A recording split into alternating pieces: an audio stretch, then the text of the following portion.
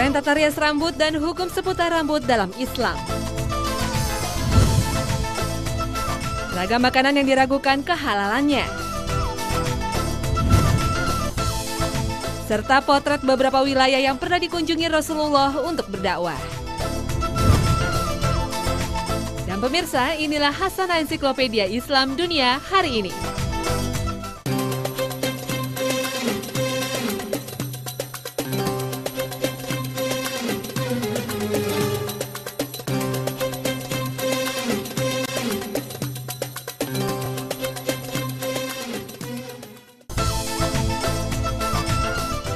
Assalamualaikum warahmatullahi wabarakatuh. Selamat pagi pemirsa Trans 7. Pagi ini informasi menarik dan insya Allah bermanfaat yang kami sajikan dalam Hasanah Ensiklopedia Islam Dunia akan kami awali dengan tren tata rambut dan seputar hukumnya dalam Islam.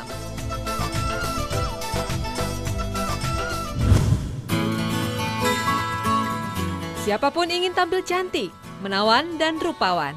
Terutama bagi wanita, urusan penampilan begitu diperhatikan. Berhias adalah salah satu cara wanita untuk bisa tampil cantik dan mempesona. Berhias pun dilakukan supaya terlihat cantik dan mempesona. Terutama mengenai tata rias rambut, ada beberapa aturan yang perlu diketahui para wanita muslim.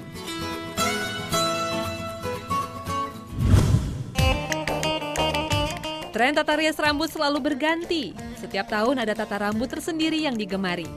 Ada kalanya model rambut pendek yang tengah digandrungi atau bisa pula gaya tata rias rambut dengan gaya rambut yang panjang. Karena itulah muncul kebutuhan menyambung rambut atau hair extension. Dalam sekejap rambut pendek bisa berubah menjadi rambut panjang. Penampilan pun berubah. Tetapi perlu diingat bahwasannya Rasulullah SAW menamakan perbuatan ini zur atau perbuatan dosa. Secara tidak langsung ini mengisyaratkan bahwa menyambung rambut dilarang dalam Islam. Menyambung rambut bisa disamakan dengan suatu penipuan, memalsu, dan mengelabui. Sedang Islam sangat tidak menyukai perbuatan menipu. Selain itu, dalam kajian medis, menyambung rambut memiliki dampak negatif bagi kesehatan. Dalam suatu penelitian terbaru, seperti dikutip dari Genius Beauty, ahli kesehatan rambut Steve O'Brien, asal Institute of Trichologist, mengatakan, menyambung rambut membawa banyak kerugian saat seseorang menyambung rambutnya. Saat rambut asli disambung dengan rambut lain, maka bagian kulit kepala yang memproduksi rambut atau folikel rambut akan menipis dan mengalami stres. Keadaan ini bisa menimbulkan radang pada lapisan terluar rambut. Maka rambut menjadi rapuh dan mudah patah. Selain itu, beban yang ditumpuk akar rambut dengan sambungan menjadi lebih besar sehingga akar akan melemah dan rambut mudah rontok. Pemakaian lem untuk menyambung rambut juga memiliki efek buruk. Kandungan dalam lem dapat merusak kesehatan alami rambut, sehingga saat sambungan rambut dilepas, tampilan rambut asli pun lebih buruk dari sebelumnya. Salah satu gaya tata rias rambut yang selalu menjadi tren dan sangat digandrungi kaula muda adalah mewarnai rambut. Dalam sebuah hadis yang diriwayatkan oleh Muslim, Rasulullah SAW pernah memerintahkan untuk mengubah uban asalkan menjauhi warna hitam. Berdasarkan hadis tersebut, Islam tidak melarang untuk mewarnai rambut, asalkan tidak menyerupai warna asli rambut dan tentunya tidak membawa mudorot. Merubah penampilan demi kemaslahatan bersama tidaklah dilarang, seperti ketika Abu Bakar membawa ayahnya Abu Quhafah ke hadapan Nabi. Hari itu bertepatan dengan hari penaklukan Mekah. Ketika itu, Rasulullah melihat rambutnya bagaikan pohon sagamah yang serba putih, buahnya maupun bunganya. Karenanya, beliau menganjurkan untuk menyemir rambutnya dengan warna selain hitam. Seperti dalam hadis yang diriwayatkan Tirmizi dan Ashabus Sunan, sebaik-baiknya bahan yang dipakai menyemir uban adalah pohon inai dan katam. Karenanya, warna yang disarankan adalah berwarna merah seperti inai dan hitam kemerah-merahan, warna yang dihasilkan pohon katam. Meski demikian, jangan coba-coba untuk sembarangan dalam mewarnai rambut, apalagi menggunakan pewarna rambut berbahan kimia yang bisa berdampak buruk pada kesehatan. Aktivitas pewarnaan rambut menggunakan pewarna berbahan kimia rentan dengan potensi alergi yang mengakibatkan iritasi kepala. Gejala yang muncul adalah kemerahan, gatal mendadak, rasa terbakar di kulit, dan rasa tidak nyaman. Bagi kesehatan rambut, pewarnaan rambut adalah proses kimia yang bisa memicu terjadinya kerusakan. kondisi ini biasanya ditandai dengan rambut kusam, rapuh, kasar, dan rusak. Ujung rambut yang bercabang juga menunjukkan bahwa rambut tidak sehat. Bahan kimia dalam pewarna rambut mempengaruhi protein dalam rambut, kulit, dan kuku. Yang lebih mengejutkan, dari sebuah penelitian terbaru menunjukkan dalam proses pewarnaan rambut, timah bisa meracuni tubuh dan berkembang menjadi zat yang sangat berbahaya. Pewarna rambut warna gelap biasanya mengandung timbal asetat yang sangat beracun, sehingga berbahaya bagi kesehatan tubuh dan memicu masalah kesehatan serius.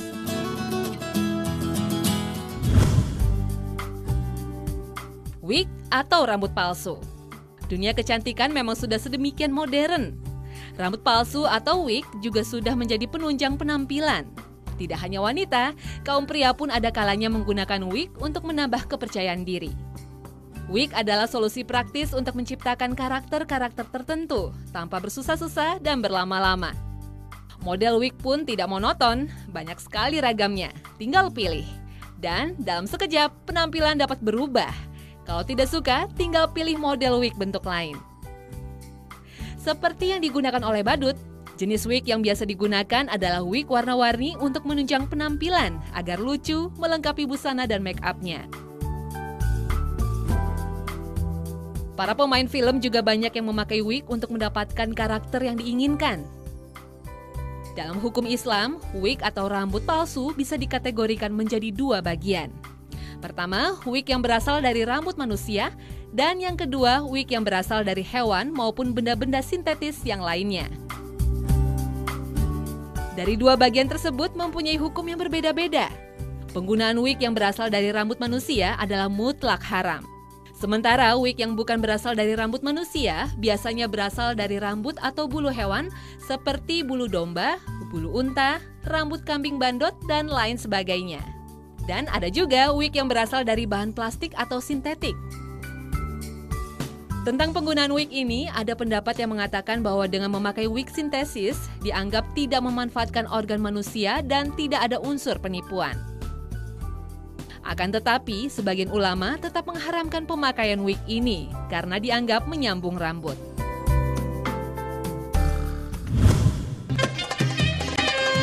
Nah pemirsa Hasanah, semoga informasi tadi bermanfaat untuk Anda. Dan tetap di Hasanah, Ensiklopedia Islam Dunia. Karena selanjutnya akan kami sajikan ragam jenis makanan yang meragukan kehalalannya, serta wilayah yang pernah dikunjungi Rasulullah SAW untuk berdakwah. Hasanah Ensiklopedia Islam Dunia segera kembali sesaat lagi.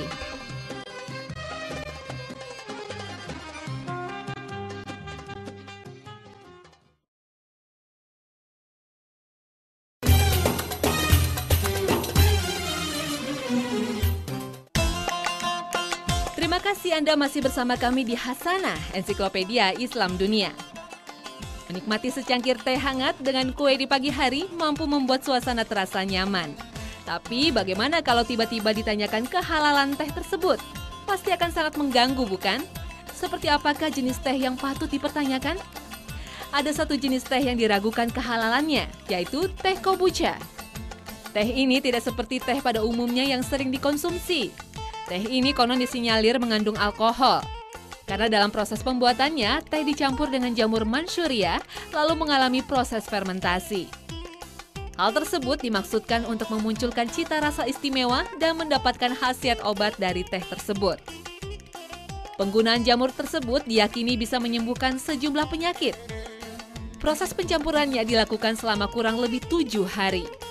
Beberapa pakar menyarankan agar menghindari jamur sejenis jamur Manchuria tersebut sebagai bahan campuran meminum teh.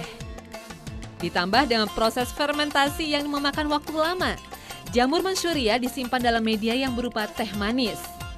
Substrat manis ini dikhawatirkan dapat terfermentasi oleh jamur dan bisa menghasilkan alkohol. Dalam kurun waktu 7 hari, alkohol diprediksi bisa melebihi kadar 1%. Teh manis sendiri saja dalam kondisi terbuka dalam waktu 7 hari dapat ditumbuhi jamur dan besar kemungkinan terjadi fermentasi alkohol. Berdasarkan penelitian, hasil pengukuran kadar alkohol teh kombucha yang pernah dilakukan, dalam waktu 2 hari kadar alkoholnya mencapai 2% dan meningkat seiring lamanya waktu fermentasi. Sikap kehati-hatian mutlak diperlukan dan pintar-pintar mengenali tanda-tandanya. Salah satunya adalah bau yang menyengat dari alkohol, seperti yang kita ketahui alkohol memiliki aroma yang khas. Memberikan makanan yang syarat nutrisi seperti sebuah kewajiban sebagai orang tua. Makanan yang kerap menjadi andalan ibu-ibu untuk sang buah hati adalah keju. Tapi kita harus pintar-pintar memilih agar yang kita berikan kepada anak adalah makanan yang halal dan thoyyib. Proses pembuatan keju melalui beberapa proses. Pertama, persiapan susu. Kedua, koagulasi atau penggumpalan susu dengan menggunakan enzim atau asam yang akan menghasilkan curd atau bagian yang menggumpal, dan whey atau bagian susu dalam bentuk cairan. Proses ketiga yaitu pemisahan whey untuk mendapatkan curd. Keempat, pengolahan curd. Dan kelima, pematangan keju. Dalam proses tersebut yang rawan atau memiliki titik kritis adalah pada proses koagulasi atau penggumpalan. Dalam salah satu metode pembuatan keju, proses ini melibatkan penggunaan enzim koagulan. Ada beberapa koagulan yang biasa digunakan, misalnya koagulan yang berasal dari perut anak sapi atau rennet. Semakin berkembangnya penelitian dan juga permintaan keju, rennet yang digunakan juga bervariasi.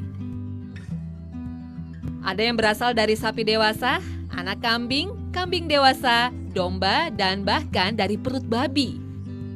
Keju yang dihasilkan dengan metode yang menggunakan enzim hewan ini memang rawan kehalalannya. Makanya, faktor ketelitian dan kehati-hatian diperlukan sebelum memilih keju.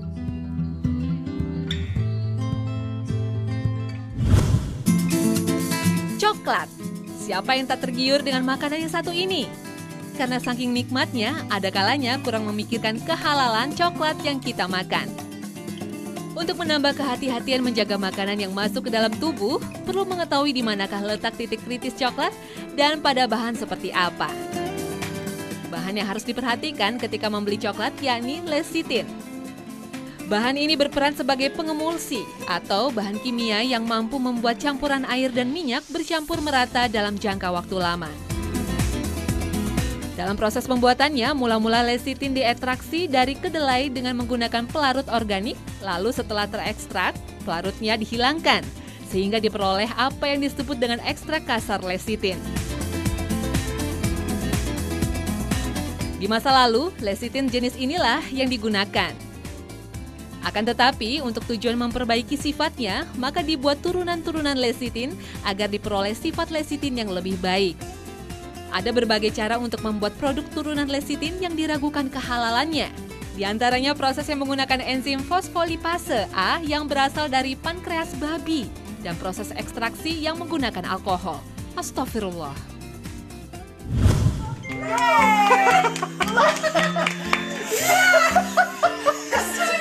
Siapa yang ingin melewatkan ulang tahun anak tercinta tanpa kue? Dan pastinya kue yang dipilih adalah kue terlezat. Dan anak-anak paling suka coklat dalam Black Forest. Namun dalam proses pembuatan Black Forest, penggunaan rum memang tak dapat dielakkan. Black Forest merupakan jenis kue yang menggunakan rum dalam kadar paling tinggi dibandingkan jenis kue lainnya, yaitu sekitar 50 cc. Selain itu, hampir semua Black Forest yang dijual di pasaran ditambahkan rum. Dan rum pun dikemas dengan berbagai bentuk.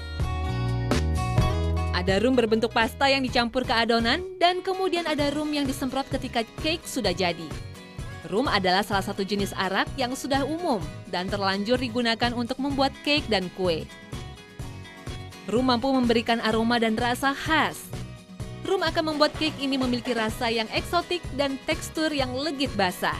Selain itu, penambahan rum dalam Black Forest menambah daya tahan cake ini. Semakin banyak kadar rum dalam kue ini, maka semakin lama pula daya tahannya. Biasanya sampai 1 bulan.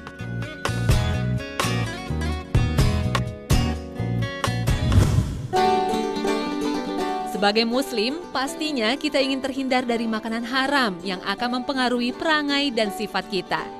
Yang paling berbahaya adalah bila makanan haram masuk ke tubuh, pastinya akan mempengaruhi ibadah kita. Konsisten memegang Al-Quran dan Sunnah sebagai panduan dalam hidup, insya Allah akan membawa kepada hidup yang berkah. Serta berteguh hari untuk menghindari yang syubhat, pastinya Allah akan mengganti dengan nikmat yang tiada terkira. Dan berikutnya akan kami hadirkan potret wilayah di tanah Arab yang pernah dikunjungi Rasulullah SAW untuk berdakwah. Nabi Muhammad SAW seorang diri memegang amanah Allah dalam menyebarkan risalah di muka bumi ini. Dan meski beliau hanya seorang diri, namun mampu mengubah dunia. Subhanallah. Dakwah beliau tidak hanya terbatas di kota Mekah dan Madinah saja. Tapi banyak sekali tempat bersejarah yang beliau singgahi dalam rangka menyebarkan rahmatan lil alamin. Dan berikut ini potret beberapa wilayah yang pernah dikunjungi Rasulullah SAW untuk menyebar Islam. Daerah Syam, daerah yang meliputi wilayah yang luas, membentang dari Sungai Efrat di sebelah utara hingga Al-Arsy di sebelah selatan dan antara Gunung Toi pada sebelah timur hingga Laut Tengah di sebelah barat. Luasnya sekitar 600 km persegi, mencakup daerah pantai, Tripoli, Beirut, Saida, Shur, Akka, Haifa, Askelon, dan sebelah barat wilayah Sugur. Kota-kota yang masuk dalam kawasan Syam diantaranya adalah Aleppo, Hamas, Damaskus, Baitul Maqdis, Atakia, Syria, dan Basro Asyam. Berdasarkan berbagai literatur bahwa sebelum diangkat menjadi Rasul, Nabi Muhammad SAW hanya 2 kali berkunjung ke negeri Syam dan hanya sekali setelah menjadi Rasul. Baik pada kunjungannya yang pertama maupun yang kedua, kota terpenting di Syam yang disinggahi oleh Rasulullah SAW adalah Busro. Dalam perjalanan Hijaz Syam tersebut, Nabi Muhammad SAW melewati tempat-tempat bersejarah seperti Madian, Wadil Quro, dan Diyar Samud. Dalam perjalanan yang pertama ketika Nabi berusia 10 tahun ketika menemani pamannya Abu Thalib. Saat itu beliau bertemu dengan Rahib Bahiro, seorang pendeta Nasrani yang melihat adanya tanda-tanda kenabian pada diri beliau. Sedangkan perjalanan keduanya dalam rangka berdagang. Beliau menjual barang dagangan milik Ummul Mukminin, Khadijah binti Khuwailid. Nabi Muhammad SAW juga singgah di negeri Busro. Di samping berdagang, Rasulullah SAW juga mengadakan kontak dengan beberapa orang ahlul kitab. Salah satunya adalah dengan Rahib Nestor, murid Bahiro. Kunjungan Rasulullah SAW di Syam yang ketiga yaitu dalam rangka melakukan penyerangan terhadap penduduk Dumatul Jandal. Peristiwa ini terjadi pada tahun ke-5 Hijriah dan hanya berlangsung selama beberapa hari. Dumatul Jandal secara administratif dan teritorial masih berada di bawah kekuasaan pemerintahan Syam. Jaraknya dekat dengan Damaskus.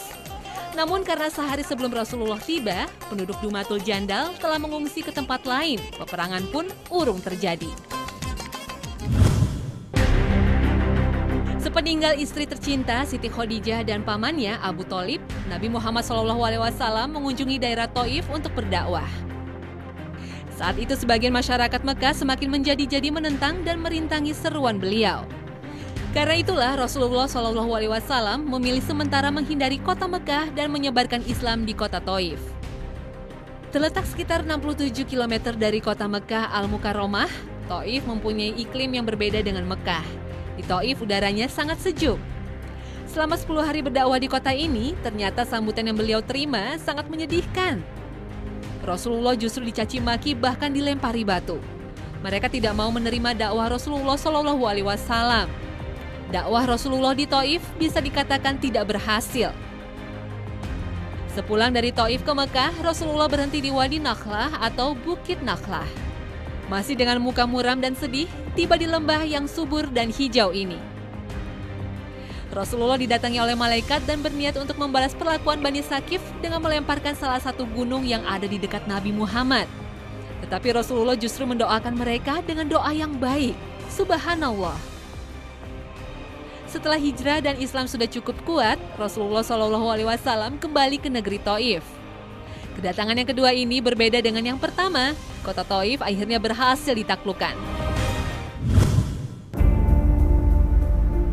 Daerah selanjutnya adalah daerah Khaybar, yakni sebuah kawasan yang terletak sekitar 165 km atau 100 mil dari Madinah. Berdasarkan sejarah, Khaybar adalah tempat bermukimnya orang-orang Bani Nadir yang diusir oleh Rasulullah SAW dari Madinah pada tahun ke-4 Hijriah. Sebagian dari mereka bergabung dengan orang-orang Yahudi yang bermukim di benteng-benteng Khaybar. Pada saat itu dikenal sebagai tempat pertahanan terkuat bangsa Yahudi di Jazirah Arab. Khaybar adalah sebuah kawasan yang cukup besar dengan luas mencapai 96 mil. Negeri ini termasuk subur dengan berbagai perkebunan dan pepohonan kurma di dalamnya. Penduduknya adalah orang-orang Yahudi yang membuat pemukiman mereka menjadi semacam benteng-benteng kecil yang mencapai 9 buah, namun dapat dikelompokkan kepada 3 kelompok benteng besar, yaitu Nitat, Shak, dan Katibah. Peperangan Khaybar ini merupakan salah satu pertempuran kaum muslim yang paling sengit karena kondisi pasukan Yahudi saat itu begitu kuat dengan pasukan sebanyak 10.000 orang. Apalagi mereka juga didukung sejumlah benteng pertahanan yang sangat kokoh. Benteng yang pertama kali berhasil direbut adalah Benteng Naim yang menjadi gudang penyimpanan makanan. Dalam peperangan itu, pasukan Yahudi dipimpin oleh Salam bin Mishkam. Di medan perang di Khaybar, Salam berhasil dibunuh oleh pasukan muslim. Namun kematiannya tak lantas menyebabkan pertahanan Khaybar mudah ditembus. Pada akhirnya, saat komando pasukan diserahkan kepada Ali bin Abi Thalib, pertahanan pasukan Yahudi berhasil dipatahkan. Allahu Akbar, begitu banyak tempat yang bersejarah yang ditaklukkan Rasulullah adalah bukti kejayaan Islam. Subhanallah.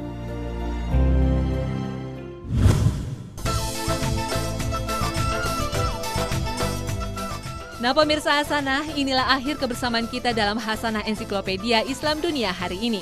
Saksikan terus Hasanah, Senin hingga Jumat pukul 5 pagi waktu Indonesia Barat.